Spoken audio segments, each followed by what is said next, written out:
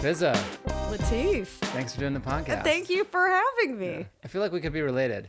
I think we We might have the be. hair twins. Is it just like you never know what you're gonna get?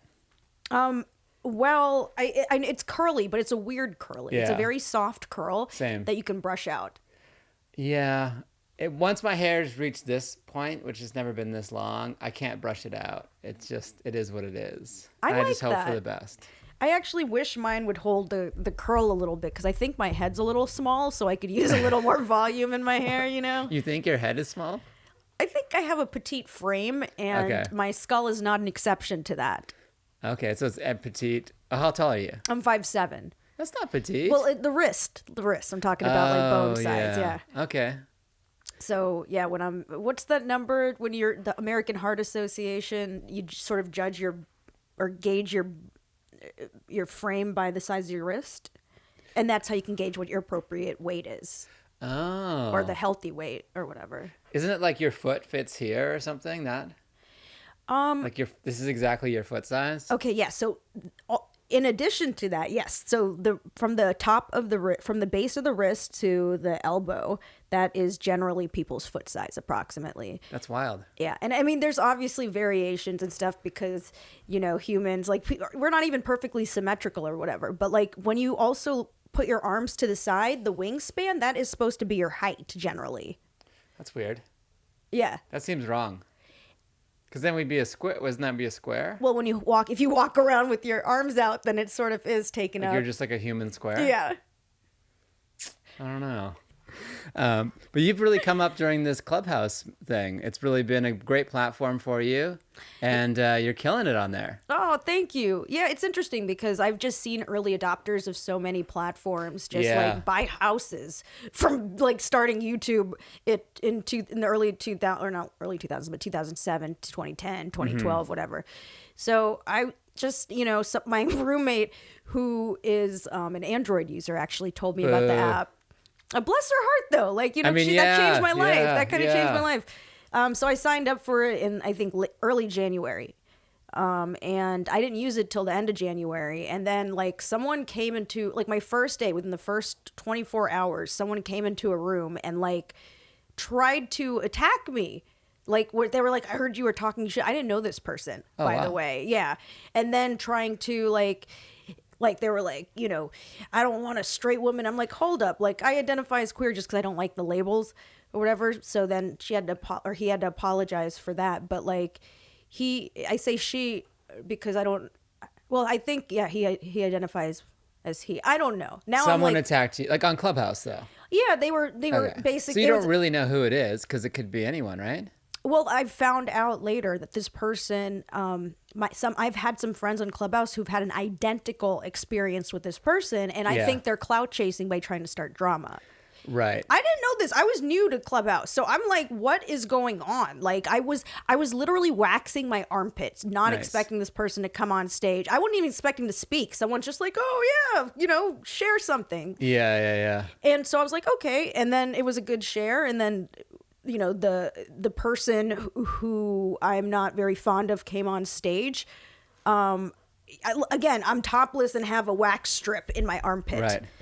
And I'm like that for about an hour because I didn't leave. I actually tried to talk it out, but you know what? Like, we shouldn't negotiate with terrorists. Well, what is Clubhouse for those who don't know? So Clubhouse is a social audio platform where you can sign on. It's like a live stream podcast.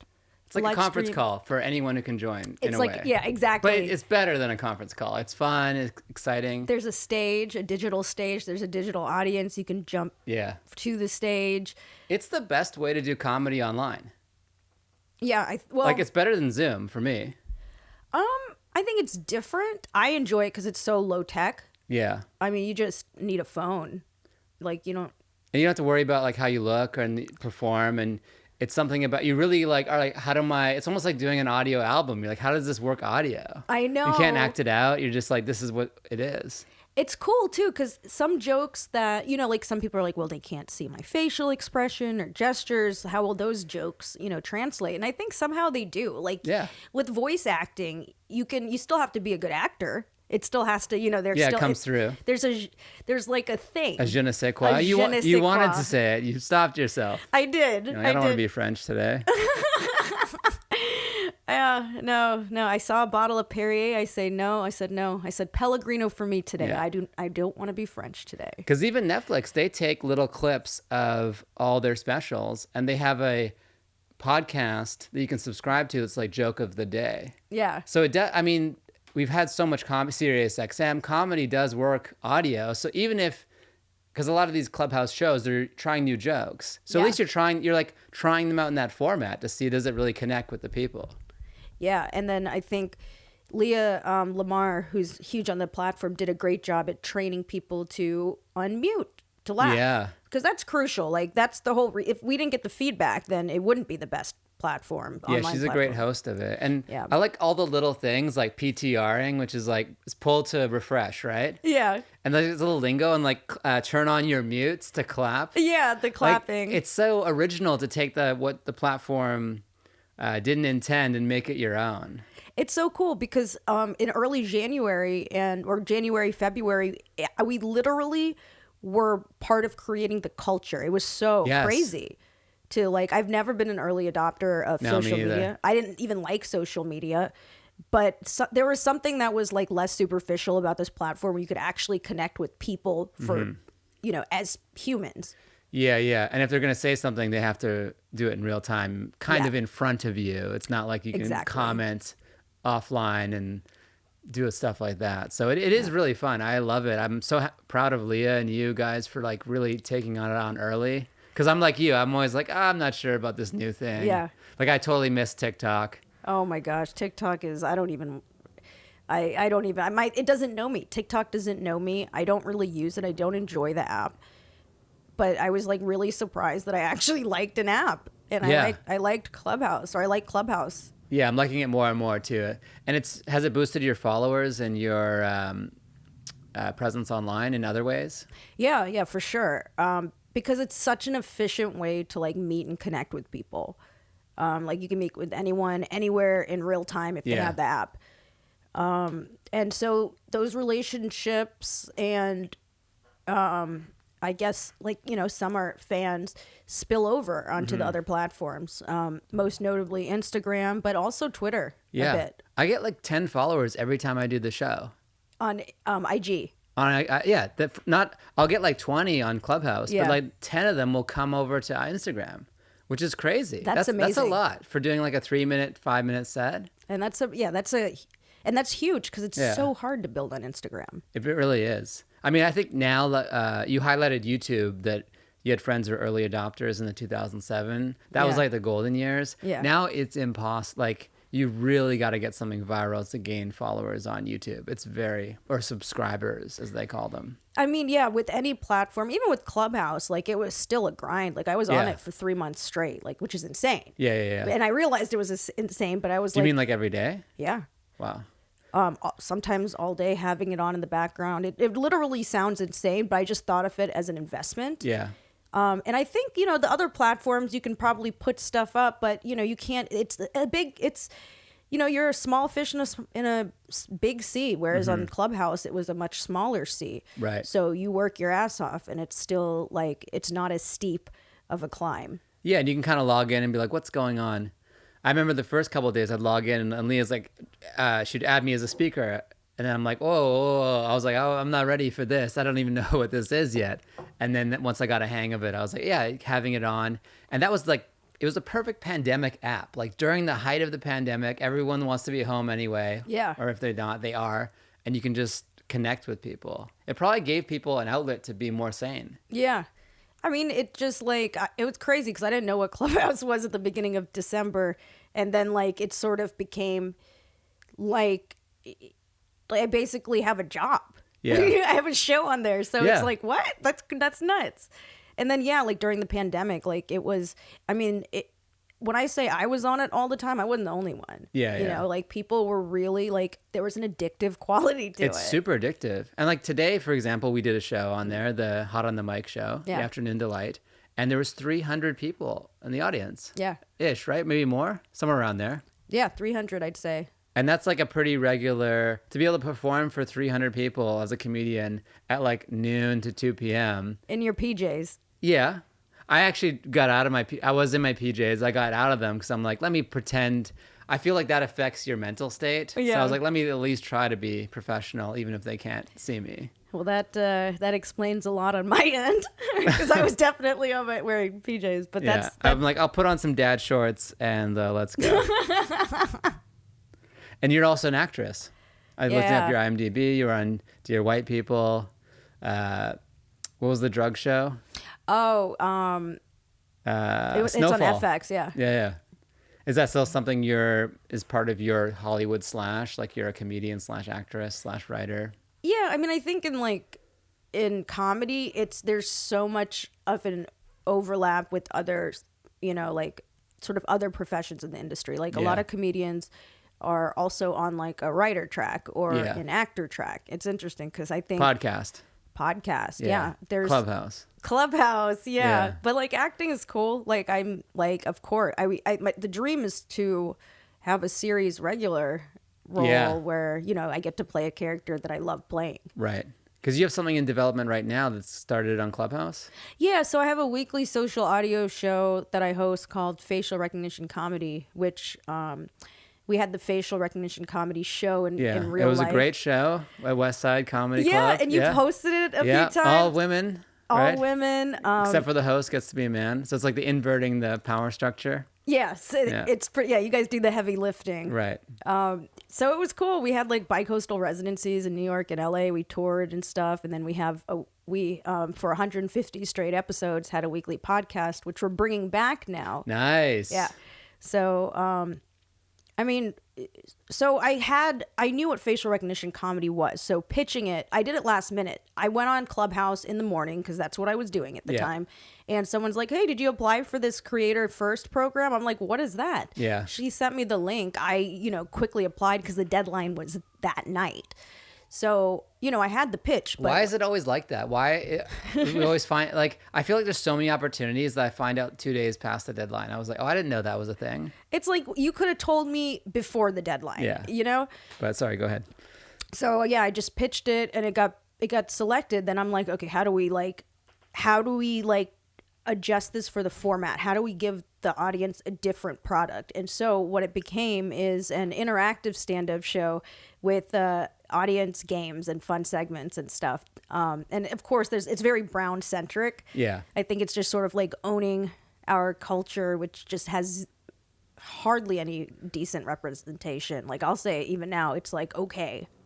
It's just kind of the door's opening and it's starting to come through. Yeah. And facial recognition, for those who don't know, it's a brown female focused comedian show with the genesis, and please stop me if I'm saying this wrong, but it's like we're not all the same person. Because I had that shirt and I would wear it, that we're not all the same person. With you and Zara and Pallavi and everyone on it. Oh yeah, you have one of our shirts. It's gone now. I wore it out. So well, if you guys do another run, I'll take one. Okay, cool. Or buy one. How about that? I won't take it. We might have to just give it to you though. Give me one. I'll wear it. I got stopped. I was in Utah and I got stopped in the elevator there, and someone's like, facial recognition. I went to their show in New York. They're awesome. I was in Utah? Yeah. Oh my God. Yeah. So you guys are famous. Holy crap. Worldwide. Wow, that's really cool.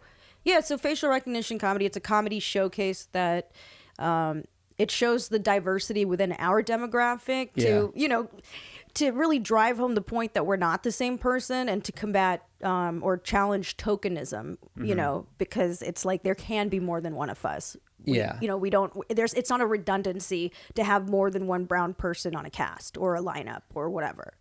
Yeah, I mean, there's probably a progression from like none to let me tick the box to eventually whatever's best for the part. And then if they're not going to see it as too many anymore. It'll just be what it is. But right now we're in the, all right, let's balance it phase of it.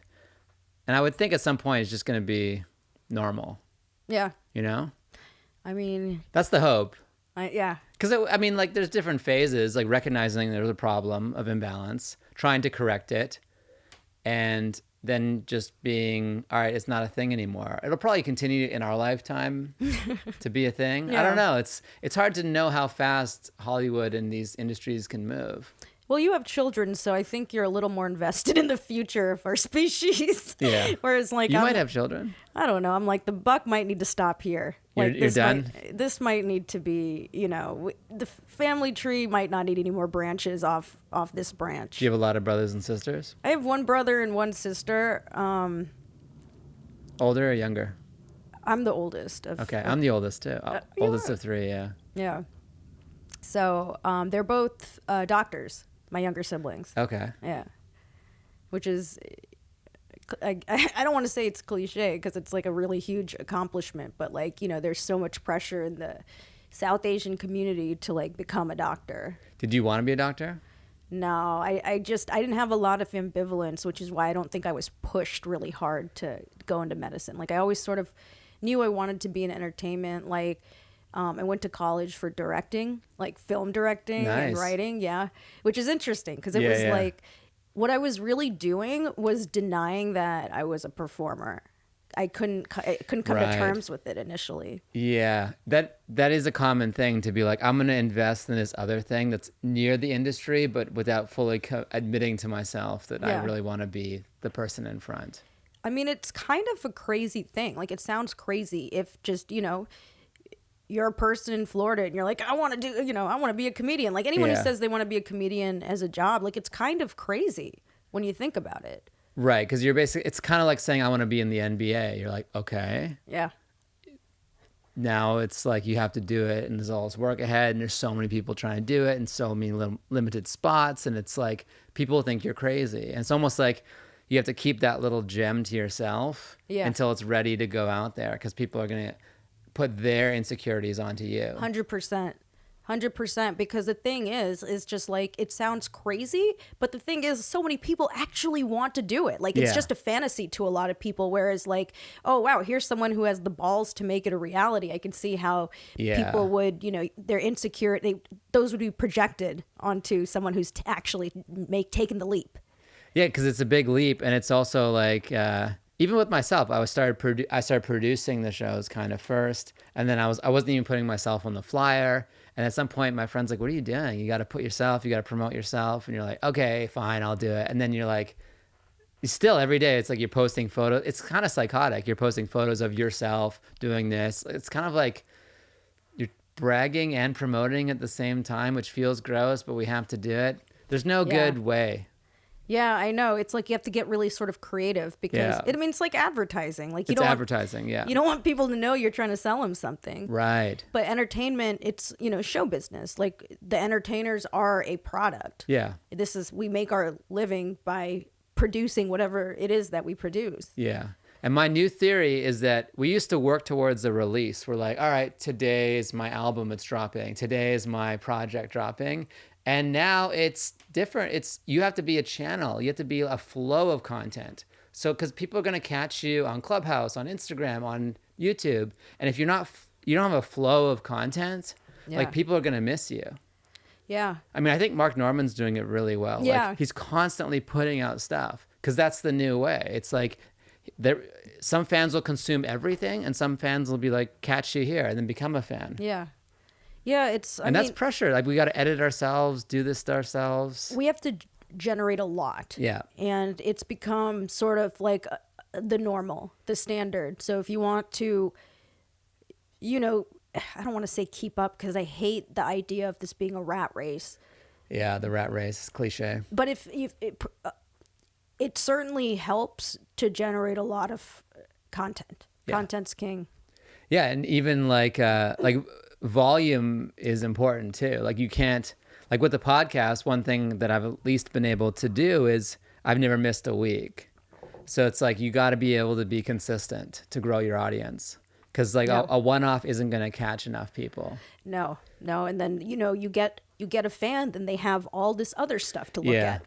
And those become eyeballs and views on other content. I mean, it's a lot of work. Yeah. Like most people don't just like become huge on the internet just by accident. A lot of people have put in a lot of work. Yeah, and you have to constantly adjust and improve and see what's working and what's not, and create basically like a digital profile of yourself that people tune into, which is kind of like you have to modify your clothing. It's kind of like doing a stand-up act for the entire world online. Yeah.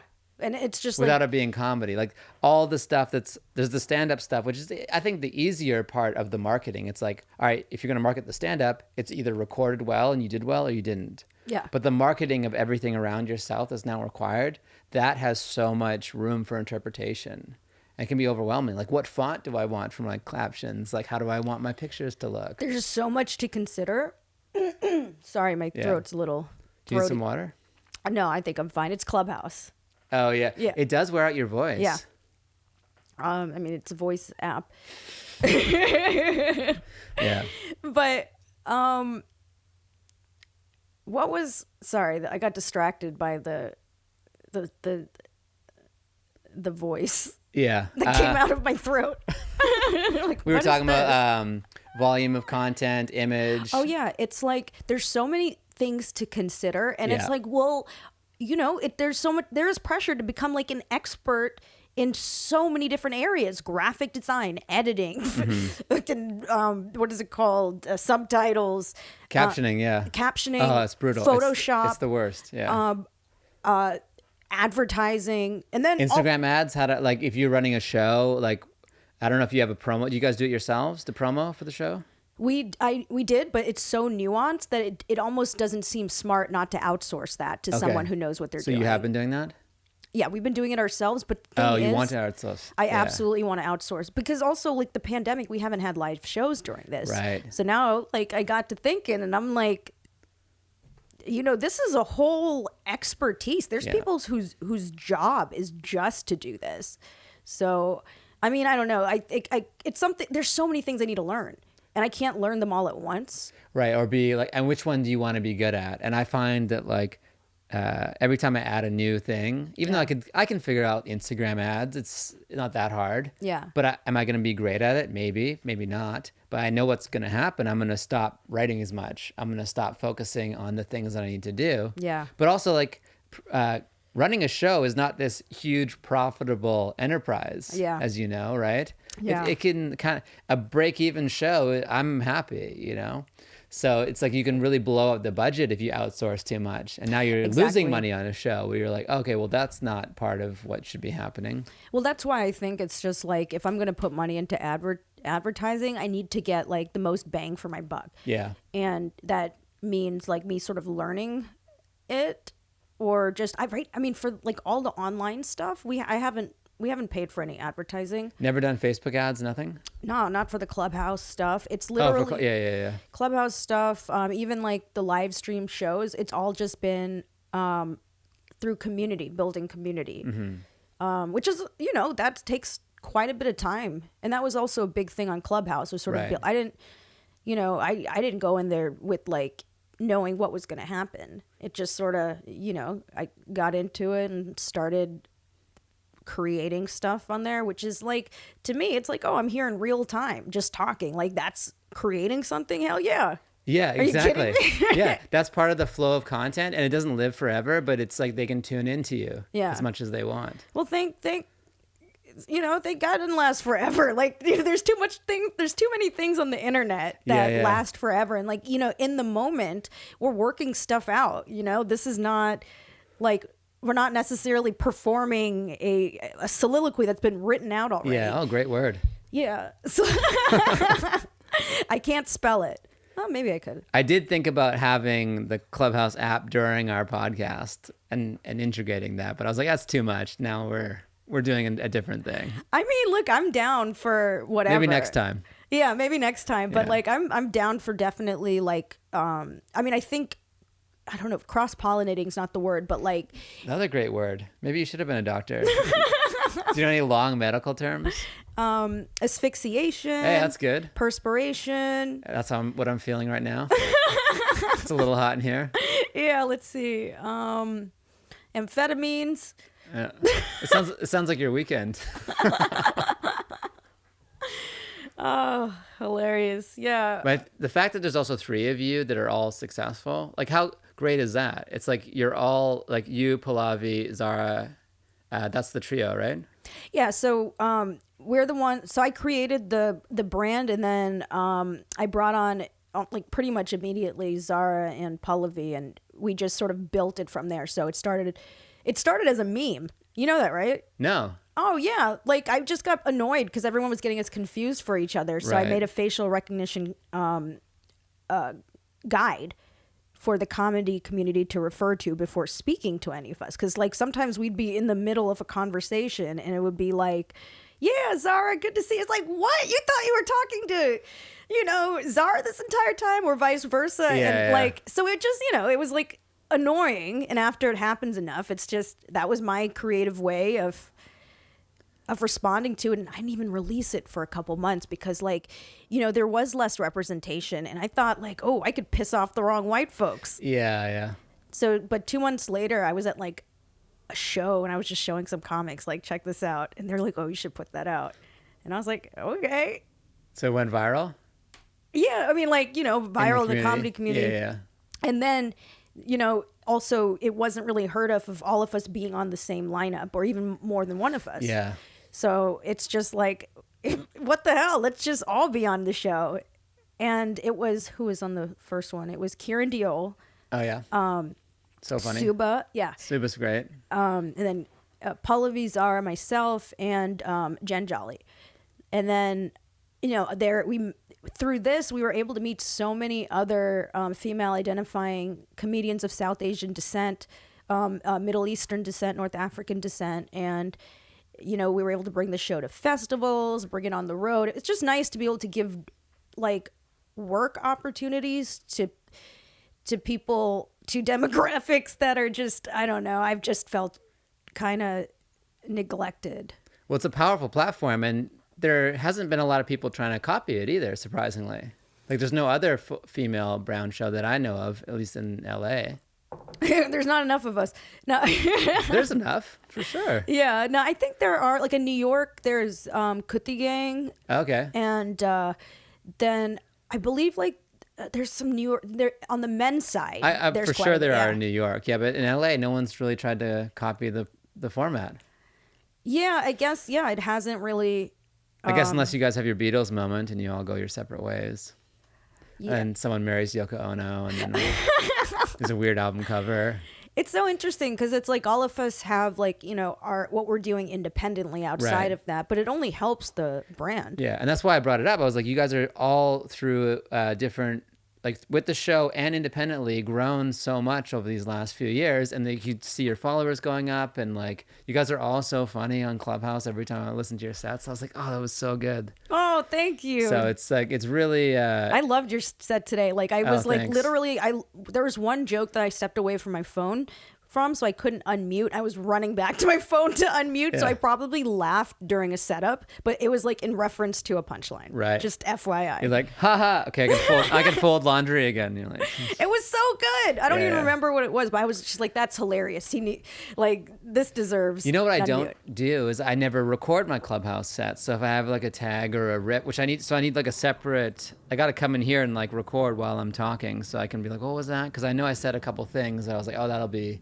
interesting. I haven't recorded either because I don't know. Can I record on the same phone that I'm on? Oh, I don't know. I didn't even try that. Because that's what I record is through my phone. So I don't know that I would have to do it through some other device. I figured I'd run in here, press record, and then I'd at least have it. Yeah. Oh yeah. Well, yeah. Then you'd have it like on here and another device. But yeah, I don't know. How often are we listening? I'm not listening to all my sets as it is. So. I know, exactly. That's why I'm like, you know what? Just don't let me, I don't need to record another thing I'm not going to listen to. Yeah, it's a whole thing that gets out of control. And did you start comedy here in LA? Yeah, I actually did. Well, I did it a little in Florida. I don't count that though. Are you from Florida? Yeah, I'm from Florida originally. No Florida vibe did I pick up. Not that I'm a Florida expert, but. Oh, well, I guess those years of therapy have paid off. Where in Florida? Fort Myers. Okay. Which is Southwest Florida, 2 hours south of Tampa. Yeah. I know where that is. I've never been to Florida. How do you know where Fort Myers is? That's wild. My wife's mom lives there. It is a retirement destination. Yeah. As is much of Florida. I went to college in Miami, though. Miami U? University of Miami, yeah. Ah, I got it backwards. Yeah, there is a Miami U, but I think it's somewhere in the Midwest. Yeah, it's like in Ohio. Yeah, somewhere like that. University of Miami. Is it just a bunch of people from Florida got lost and still thought they were in Florida? Like, how did that? The snowbirds? I'm sure there's a story. There has to be like a really good story. Yeah, like who's Miami up there? Like, was it named after a dude?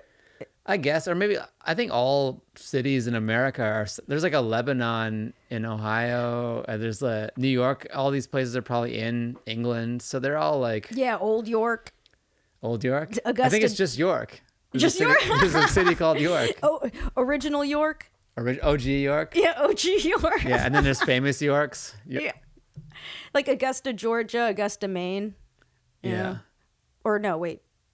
No, I'm sorry, Portland, Maine, Portland, Oregon.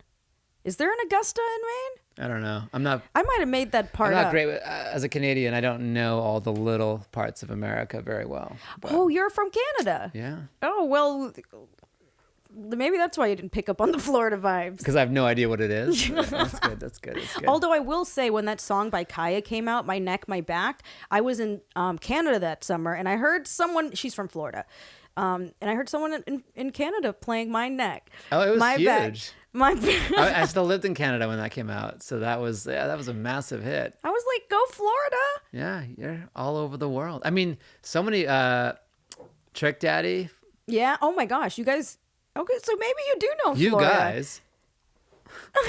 Maybe Canada. Have you been to Canada? Yeah. I was in Canada when I heard My Neck, My Back. I've been in Canada a couple times. I have family in Canada. Okay, but it's not that different from here. No, I just didn't realize. Well, I guess because I heard the song when it was still underground, and she wasn't a major artist, but that song blew up. So I didn't realize. Sounded like it was recorded in her bedroom, or like it was very, very indie. That's a nice way to put it. Yeah. But it was like that song was kind of banging, like it had there were so many like spin-off songs in Florida. I just didn't realize it went international or even national. If I heard that in like Maine, I would have been surprised. England? In England, I would have been surprised. I was like, who? But it was a huge song. I think, yeah, it was like one of the biggest hits of the year. And it's also like, you can say it and everyone's like, yeah, I know what you're talking about. Yeah. It was like an impact record. Kind of like, Because I Got High, remember Afro Man? It's like everyone knows that song. Yeah. Which actually won a Grammy. Oh no, Who Let the Dogs Out won a Grammy. As it should have. Yeah, that so those was are a catchy song. Impact records. And I think for her, it was kind of a one-hit wonder. I think that's all she really did after that. Yeah, I don't think she had a national hit, at least. Do you guys tour outside of LA and New York? Because one thing I wonder as like a brown comedian is like, we have more difficult names, let's say. Yeah. And does that make it difficult for us to tour like around and get that name recognition in the smaller markets? Because historically Hollywood was like, your name is Tom Krasinski, you're Tom Cruise. And they would like Hollywood it up.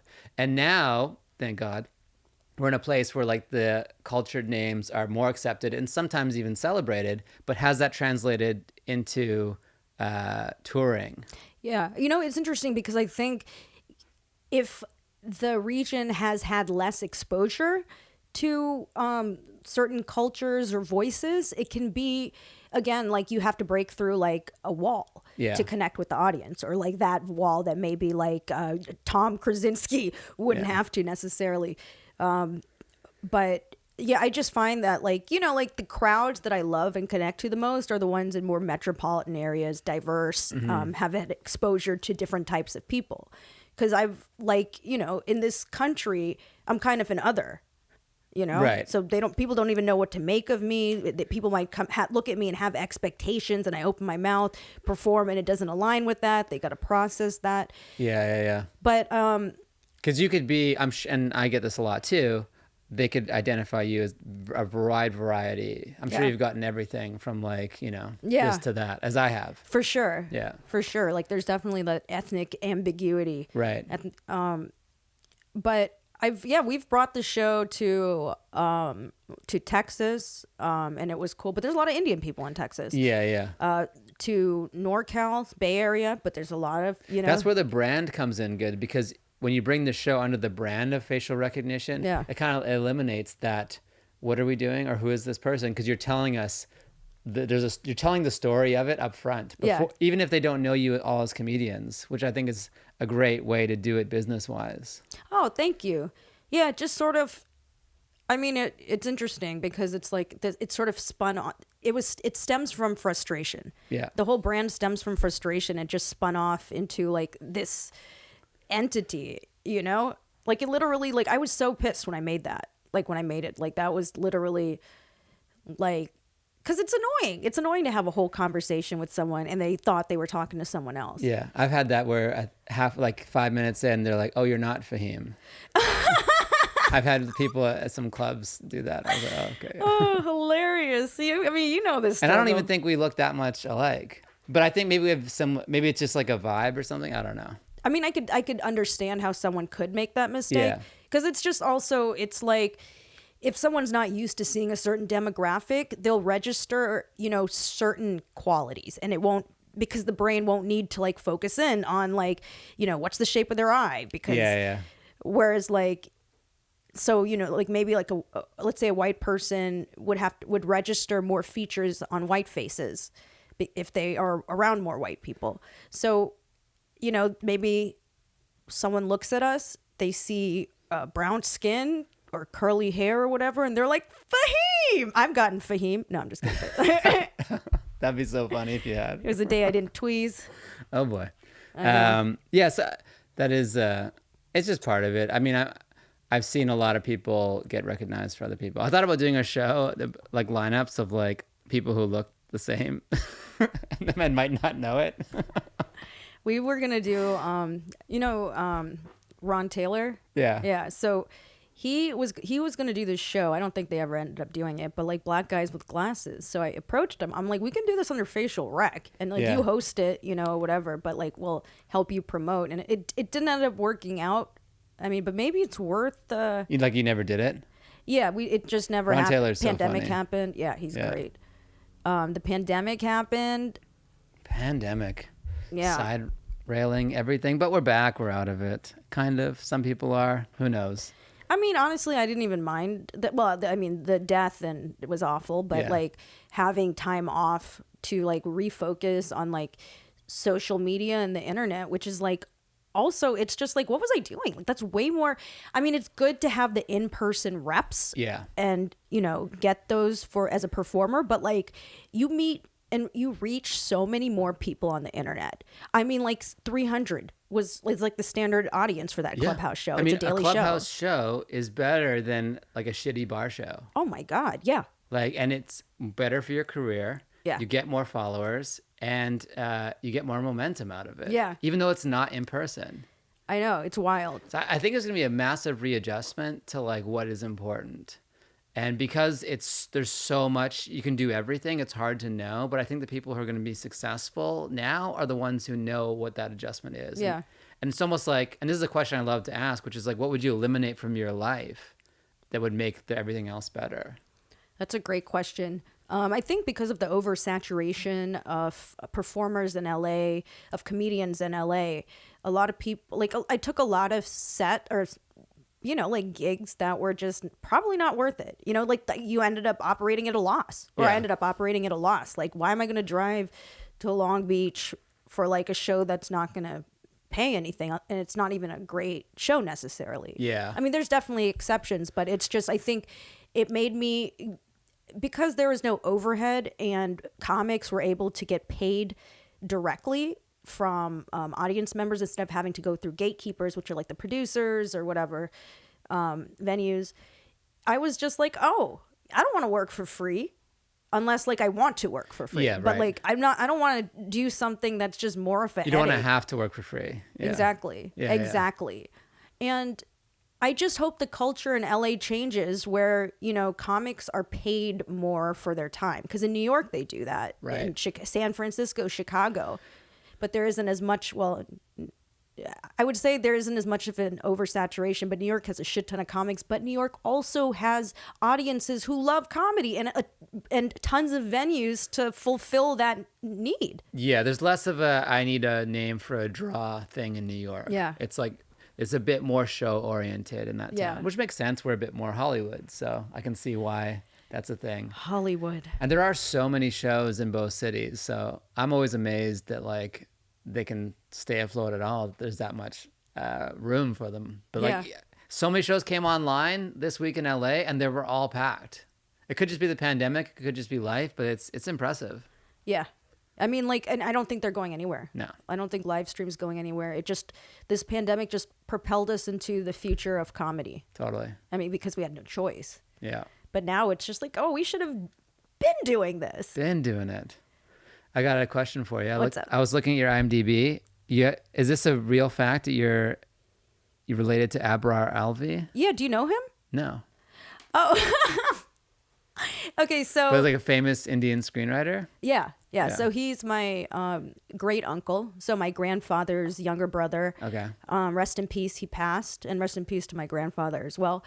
But yeah, he was like back in the day, like a very famous screenwriter, won a lot of awards, and he actually also directed a movie as well.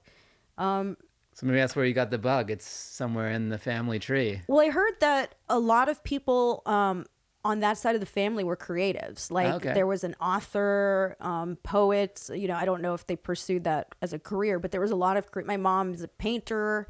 I mean, she's also a doctor because you have to be if you're Indian. You paint with blood. Yeah. Exactly. Yeah.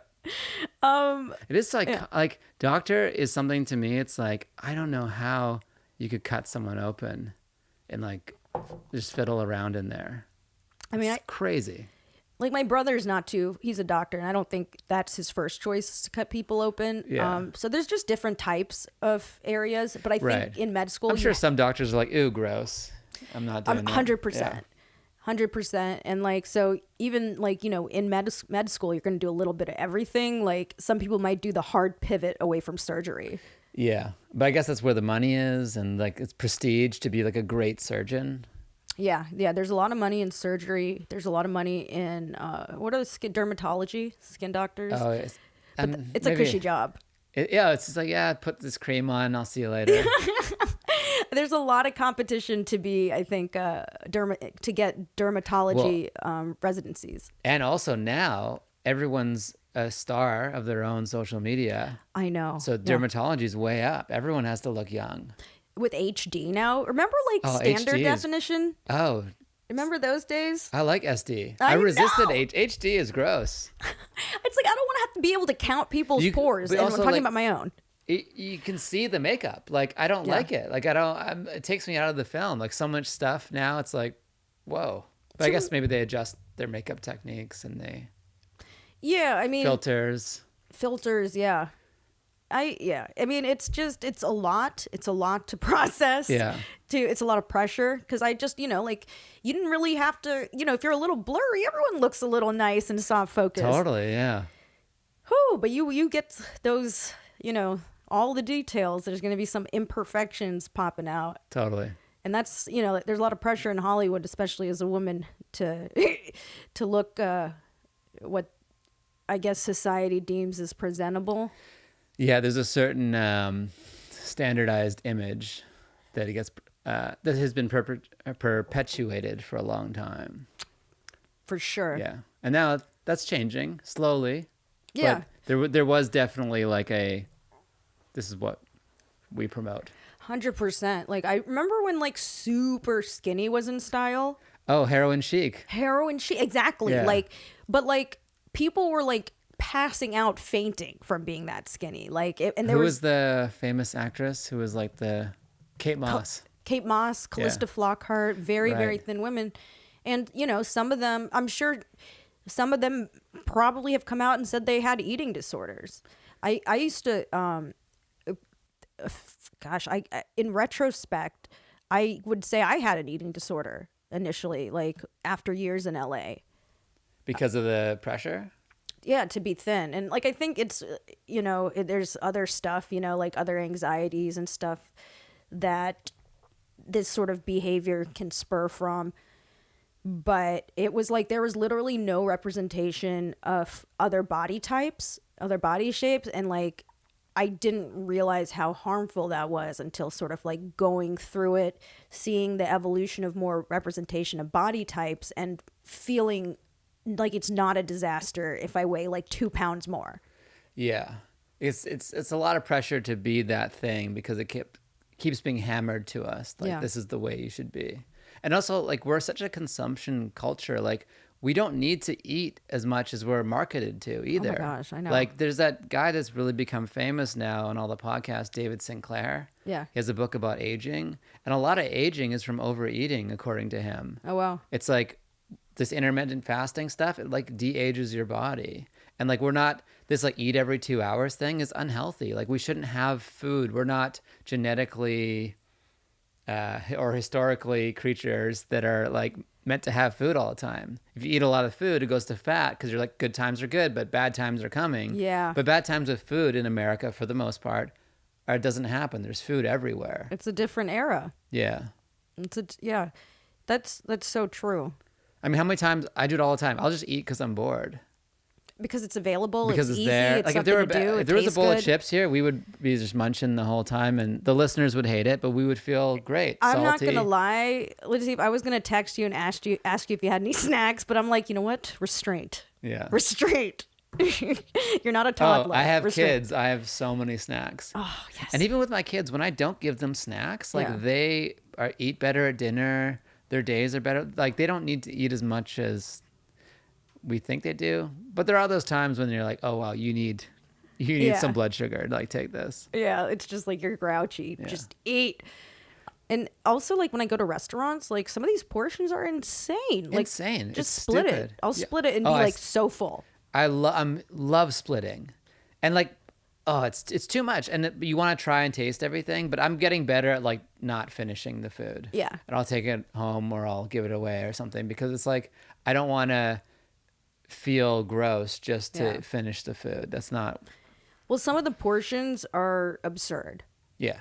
Like, if you sort of know, the biology of people, you're just like, this is one meal. We're going to eat this in one sitting Yeah. and then eat again at some point. Like, this is nuts. And then when the servers are like, oh, you don't want to order appetizers? I'm like, no, the food is going to be enough. Like, I mean, it's their job to upsell. don't judge me.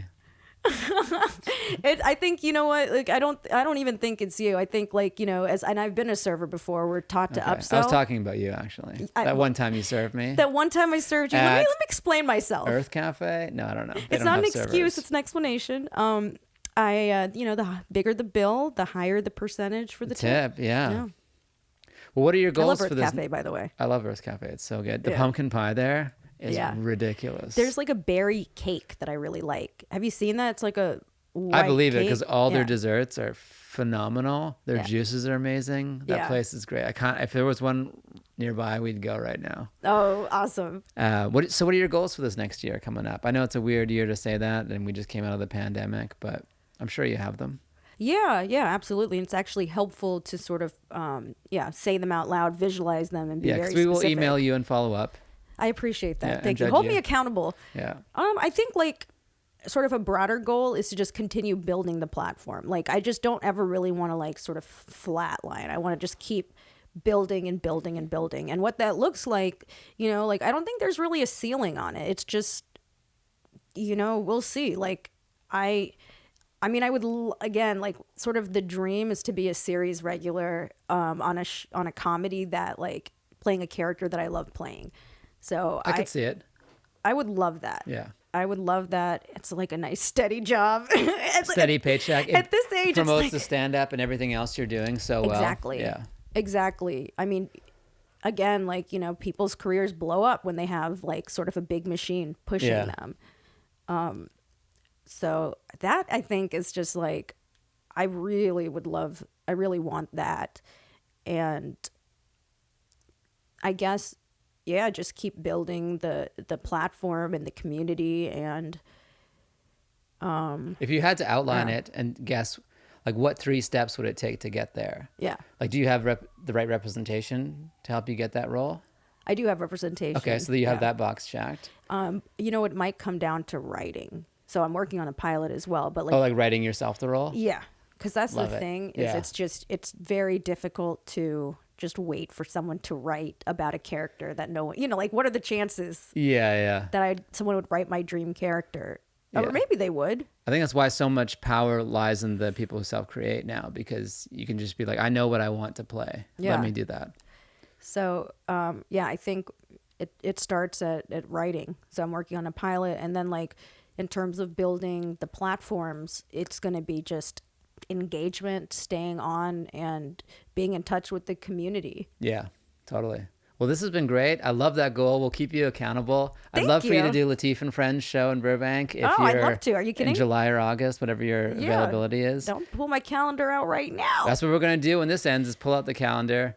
Thank you, Fizaa. Look at that camera, is going crazy. What happened? The autofocus is nuts. Was it doing that the entire time? Maybe. We'll see. The podcast is mostly about you, so it'll just be one solid shot of Fizaa this whole time. Oh God, I hope the angle's But flattering. tell everyone your socials, where to find you. Oh my gosh. Okay, so I'm on all social media platforms as Fizaa Dosani. I'll spell that for you. I can't assume you'll know how to spell it. Fizaadosani on Instagram, Clubhouse, Twitter. So stay in touch. Facial Recognition Comedy is coming back as a podcast. Yeah, it is. Yeah, so we're going to have live recordings on Wednesdays starting July 21st, and then it'll be released. The audio only will be released on the rest of the podcast or all the podcast platforms, not iTunes, Apple Podcasts, Spotify, etc. And we have our Clubhouse show. Yes, this is actually the most important thing. So come to our Clubhouse show. It's free. It's every Monday, 7 p.m. Pacific time, 10 p.m. Eastern. It's an interactive stand-up comedy show. It's bonkers. And the numbers help. Like even just showing up, even if you're not like actively participating, just like being in the room is like, it contributes to the ratings. Right. And that's another way to support our show. And I think, you don't want to plug too many things because it gets confusing. Plug away. They'll listen. They'll turn it off if they don't want to know. So. Yeah. Well, I think those are the main things. Those are the main things. And all this stuff is free, guys. Follows are important to the career. Join the Clubhouse room. Download the Clubhouse app. And Fizaa, thank you so much. Thank we'll see you. Soon. I'm Bye. so excited. I remember when when I saw your text. Yeah. I couldn't believe that I didn't respond to it. I must have completely missed it or something. It's happened. It's totally, I do it all the time because we're being texted on Instagram, on DMs, on this, and you're like, oh, I'll get back to that. And then it just goes down the chain. And I feel like someone needs to figure that out. Like the messaging is too much. If someone messages me on Facebook, forget it. I'll never see it. Oh my God, I know. I find those like 3 months later. I was like, oops, there was an opportunity. Oh, well. Yeah, so my bad. When I saw that, I was like, oh my God, you texted me before. No, so I'm so glad you... I still feel bad that I couldn't do your podcast when you guys asked like a couple of years ago. Well, it's coming back, so we'd love to have you. Let's do it. Yeah. All right, take care. All right, thank you.